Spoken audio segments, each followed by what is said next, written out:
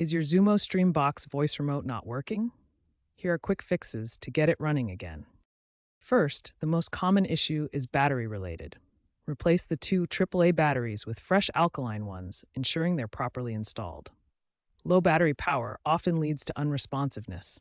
Second, pairing issues can arise. To repair, locate the pairing button, usually near the batteries on your remote. Press and hold it until the LED on your Xumo Streambox flashes, then follow the on-screen prompts to complete pairing. If these steps don't work, try a reset. For a soft reset, hold the power button on the Xumo Streambox for 5 seconds.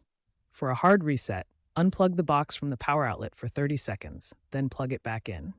These steps resolve most common remote problems.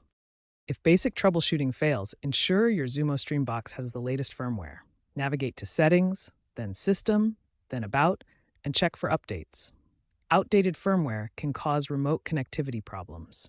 Also, make sure the remote is within 30 feet of the box and free from interference from microwaves or thick walls, which can disrupt the Bluetooth signal. Some users have reported success using universal IR blasters as third-party remote alternatives. Looking ahead, consider that Comcast plans to integrate Xumo more deeply into the Xfinity ecosystem, which may involve updated remotes. However, given Xumo's declining market share, it's also wise to explore universal remote options or the Xumo app as a long-term backup solution.